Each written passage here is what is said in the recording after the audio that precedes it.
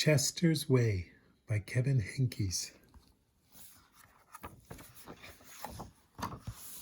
Hello, my name is Chester. I like croquet and peanut butter and making my bed. Chester had his own way of doing things. He always cut his sandwiches diagonally. He always got out of bed on the same side. And he never left the house without double knotting his shoes. Chester always had the same thing for breakfast, toast with jam and peanut butter. And he always carried a miniature first aid kit in his back pocket, just in case. "You definitely have a mind of your own," said Chester's mother. "That's one way to put it," said Chester's father. Chester's best friend was Wilson. And he was exactly the same way. That's why they were best friends. Chester wouldn't play baseball unless Wilson played, and they never swung at the first pitch or slid head first. Wilson wouldn't ride his bike unless Chester wanted to, and they always used hand signals. If Chester was hungry, Wilson was too, and they rarely ate between meals. "Some days I can't tell those two apart," said Wilson's mother. "Me either," said Wilson's father. Chester and Wilson. Wilson and Chester. That's the way it was. They loved to go on picnics. Once, when Wilson accidentally swallowed a watermelon seed and cried because he was afraid that a watermelon plant would grow inside him, Chester swallowed one too. "Don't worry," said Chester. "Now, if you grow a watermelon plant, I'll grow one too." Chester duplicated his Christmas list every year and gave a copy to Wilson, because they always wanted the same things anyway.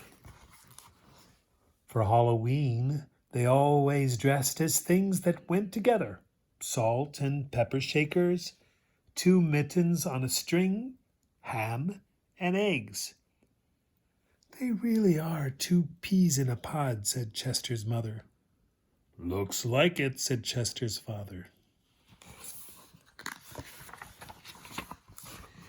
In spring, Chester and Wilson shared the same umbrella. In winter, they never threw snowballs at each other. In fall, they raked leaves together. And in summer, they reminded each other to wear sunscreen so they wouldn't burn.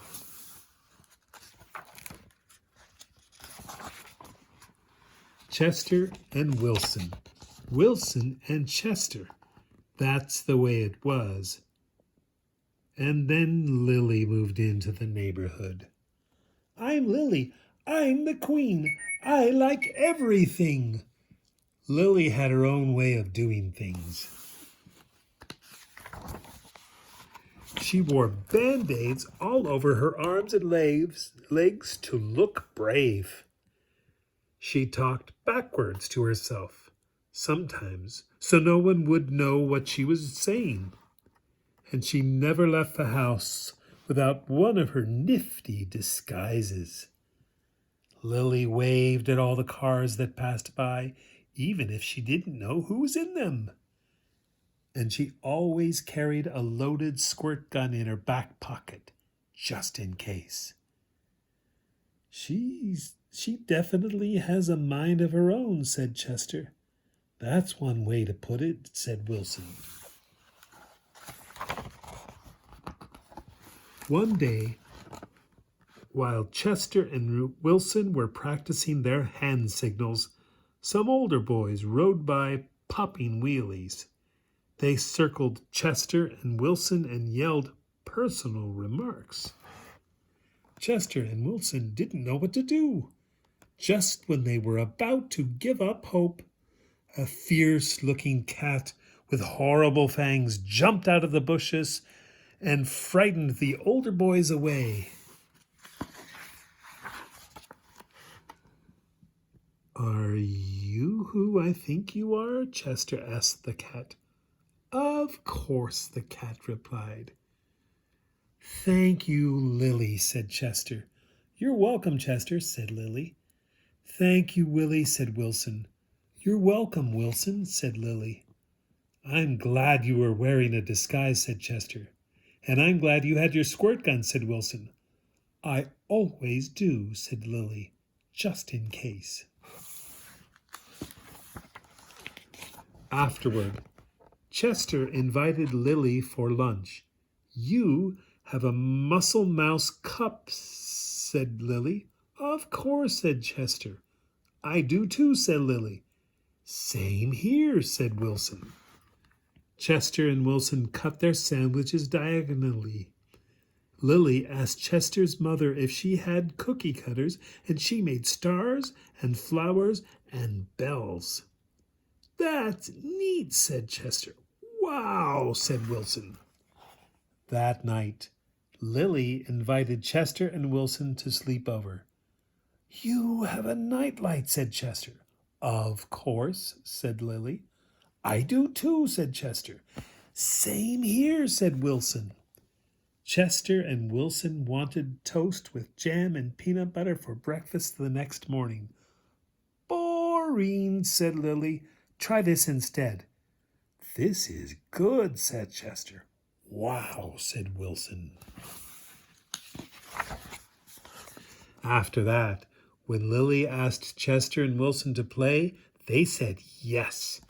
When she called them up on the phone, they had pleasant conversations. And if Lily was walking on one side of the street, Chester and Wilson waved and ran to catch up with her. Chester and Wilson taught Lily hand signals, and she taught them how to pop wheelies. Lily taught Chester and Wilson how to talk backwards, and they taught her how to double knot her shoes.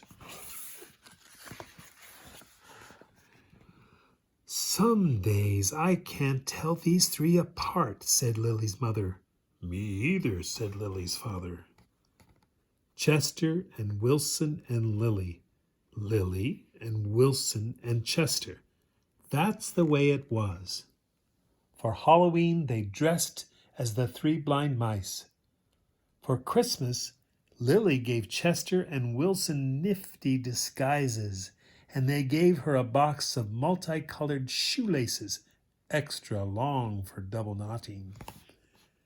They loved to go on picnics. When Chester and Wilson told Lily about how they had swallowed a watermelon seed once, Lily swallowed 3 of them. "I'll grow a watermelon plant for each one of us," she said. In spring, Chester and Wilson and Lily shared the same umbrella.